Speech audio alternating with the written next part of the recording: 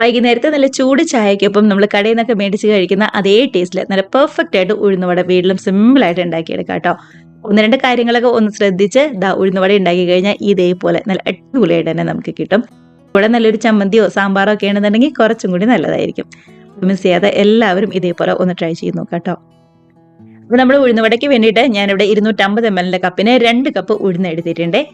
അപ്പൊ എടുത്തിരിക്കുന്ന ഉഴുന്ന് നന്നായിട്ട് തന്നെ കഴുകി കുറച്ചു നേരം ഒരു 4 മണിക്കൂറെങ്കിലും ശരിക്കും ഒന്നുകൂടെ കുതിർന്ന് വരാനായിട്ട് നമുക്ക് വെള്ളത്തിലിട്ട് വെക്കണേ. ഇപ്പൊ ഉഴുന്നൊക്കെ നന്നായിട്ട് ഒന്നുകൂടെ കുതിർന്ന് വന്നതിന് ശേഷം വേണം നല്ലോണം തന്നെ ഒന്നുകൂടെ അരച്ചെടുക്കാനായിട്ട്. നമ്മളല്ലാതെ ഇതിനകത്തേക്ക് വേറെ ബേക്കിംഗ് പൗഡറോ ബേക്കിംഗ് സോഡയോ അല്ലാതെ ഈസ്റ്റോ അങ്ങനെ ഒന്നും തന്നെ ചേർക്കുന്നില്ല കേട്ടോ. നമ്മുടെ ഉഴുന്നിന്റെ ആ ഒരു ക്വാളിറ്റി കൊണ്ട് മാത്രമാണ് നല്ല പെർഫെക്റ്റ് ആയിട്ടുള്ള ഉഴുന്നുവട നമുക്ക് എപ്പോഴും കിട്ടുന്നത്. ഉഴുന്നെടുക്കുമ്പോൾ നല്ല ക്വാളിറ്റി ഉള്ള ഉഴുന്നെടുക്കാനായിട്ട് പ്രത്യേകം ശ്രദ്ധിക്കുക കേട്ടോ. കേട്ടതാ ഒരു 4 മണിക്കൂർ കഴിഞ്ഞപ്പോൾ നന്നായിട്ട് തന്നെ കുതിർന്ന് ശരിക്കും ഇങ്ങോട്ട് പൊങ്ങി വന്നിട്ടുണ്ട് ഉഴുന്നൊക്കെ. ഇനിയിപ്പോൾ ഒരു മിക്സിയുടെ ജാറിലേക്ക് മാറ്റി കൊടുക്കാം.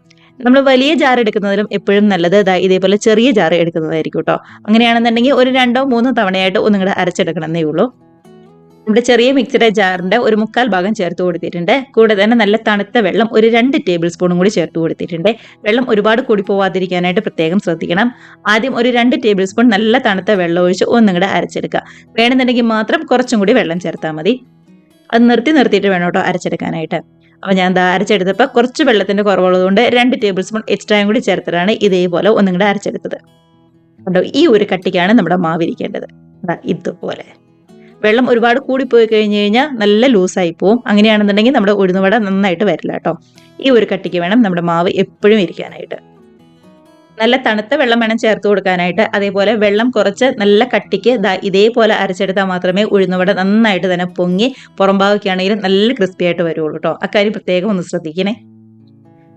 നമ്മൾ എല്ലാ ഉഴുന്നും ഇതേപോലെ അരച്ച് അത്യാവശ്യം വലിപ്പമുള്ള ഒരു ബൗളിലേക്ക് മാറ്റി കൊടുത്തിട്ടുണ്ട്.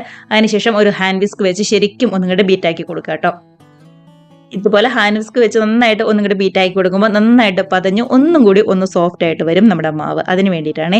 ഇല്ലാന്നുണ്ടെങ്കിൽ കൈ ഉപയോഗിച്ച് ഒരു 5 മിനിറ്റെങ്കിലും നന്നായിട്ട് തന്നെ ബീറ്റാക്കി എടുക്കാനായിട്ട് പ്രത്യേകം ശ്രദ്ധിക്കാം.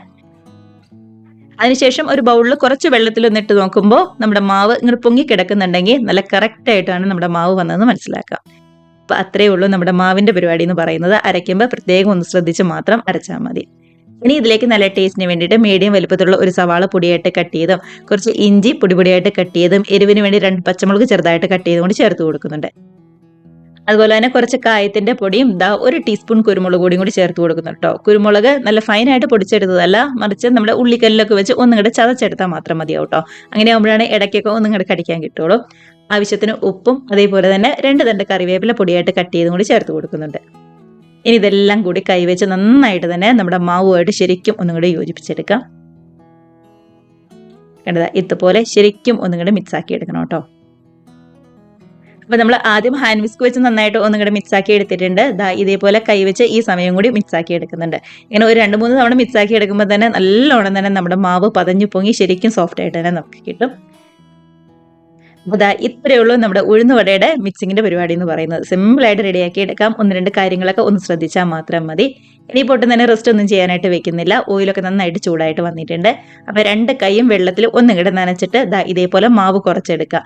കൈ വെള്ളത്തിൽ നനയ്ക്കുകയാണെന്നുണ്ടെങ്കിൽ ഇതേപോലെ ഒട്ടും തന്നെ ഒട്ടിപ്പിടിക്കാതെ നന്നായിട്ട് തന്നെ കിട്ടും കേട്ടോ.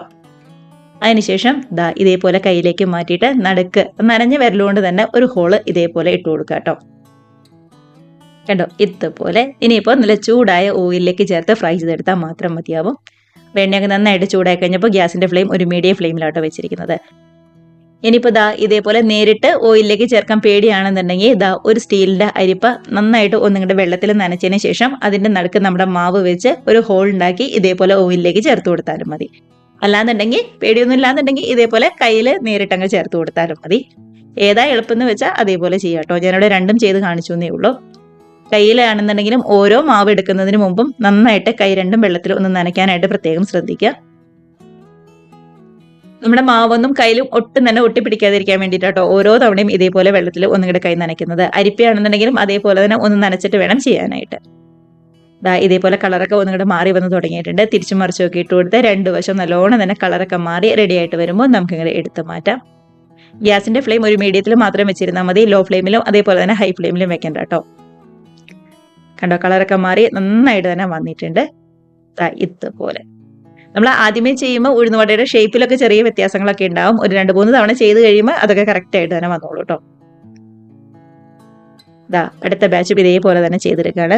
നമ്മുടെ മാവ് ഓയിലിലേക്ക് ചേർത്ത് കൊടുക്കുമ്പോൾ ഗ്യാസിന്റെ ഫ്ലെയിം ഏറ്റവും ലോ ഫ്ലെയിമിലാക്കാം കേട്ടോ. അതിനുശേഷം മാത്രം മീഡിയം ഫ്ലെയിമിലാക്കി ആക്കി കൊടുത്താൽ മതി. അപ്പൊ ഇതുപോലുള്ള കാര്യങ്ങളൊക്കെ ഒന്ന് ശ്രദ്ധിച്ച് നമ്മൾ കടയിൽ നിന്നൊക്കെ മേടിക്കുന്ന അതേ ടേസ്റ്റില് നല്ല മുരുമുരാന്നുള്ള ഉഴുന്നുവട സിമ്പിളായിട്ട് നമുക്ക് വീട്ടിലും റെഡിയാക്കി എടുക്കാവുന്നതേ ഉള്ളൂ. നമ്മൾ വെള്ളം ഒഴിച്ച് അരയ്ക്കുമ്പോൾ പ്രത്യേകം ശ്രദ്ധിക്കുക. അതേപോലെ തന്നെ കൈയൊന്നും ഒട്ടും തന്നെ പൊള്ളാതെ ഓയിലിലേക്ക് ഓരോ തവണ കൈ നനച്ച് ചേർത്ത് കൊടുക്കാനായിട്ടും കൂടി ശ്രദ്ധിക്കുക കേട്ടോ. അങ്ങനെ ആദ്യത്തെ ഒരു 2-3 ബാച്ച് മാത്രമേ നമ്മൾ ഇപ്പൊ റെഡിയാക്കി എടുത്തതാട്ടോ. 2 കപ്പ് ഉഴുന്നെടുക്കുമ്പോൾ അത്യാവശ്യം നല്ല രീതിയിലുള്ള ക്വാണ്ടിറ്റിയിൽ തന്നെ നമുക്ക് കിട്ടും. ഉണ്ടോ, നല്ല അടിപൊളിയായിട്ട് തന്നെ വന്നിട്ടുണ്ട്. കടയിൽ നിന്ന് കിട്ടുന്ന അത്രയും വലിയൊരു വലിപ്പത്തിലല്ല നമുക്ക് കിട്ടിയിരിക്കുന്നതെന്ന് മാത്രം. നന്നായിട്ട് തന്നെ മുരിഞ്ഞാട്ടം ഇരിക്കുന്നത്. ഉള്ളൊക്കെ ആണെന്നുണ്ടെങ്കിലും നല്ല അടിപൊളിയായിട്ട് തന്നെ വെന്ത് നന്നായിട്ട് തന്നെ വന്നിട്ടുണ്ട്. അപ്പൊ ഇടയ്ക്ക് സവാളയും കുരുമുളകും കറിവേപ്പിലയും ഒക്കെ ഒന്ന് കടിക്കാൻ കിട്ടുമ്പോൾ അതൊരു ടേസ്റ്റ് തന്നെയാണല്ലോ. അപ്പൊ നല്ല ചൂടോടുകൂടി ചമ്മന്തിയുടെ സാമ്പാറിന്റെ ഒക്കെ കൂടെ അടിപൊളിയായിട്ട് ഇരുന്ന് കഴിക്കുക. കമന്റ്സ് ഒക്കെ ആണെന്നുണ്ടെങ്കിലും മറക്കാതെ അറിയിക്കുക കേട്ടോ. അതുപോലെ വീഡിയോ റെസിപ്പി ഒക്കെ നിങ്ങൾക്ക് ഇഷ്ടമായിട്ടുണ്ടെങ്കിൽ ഒന്ന് ലൈക്ക് അടിച്ച് ഷെയറും കൂടി ചെയ്യാനും, ആദ്യമായിട്ട് നമ്മുടെ ചാനൽ ആരെങ്കിലും കാണുന്നവരുണ്ടെങ്കിൽ നമ്മുടെ ചാനലും കൂടി സബ്സ്ക്രൈബ് കൂടി ചെയ്യാനായിട്ട് മറക്കല്ലേ. നമുക്കപ്പോൾ ഇതേപോലുള്ള പുതിയ നല്ല അടിപൊളി വീഡിയോസ് റെസിപ്പീസ് ഒക്കെ ആയിട്ട് വീണ്ടും കാണാം. അതുവരെ എല്ലാവർക്കും ബൈ.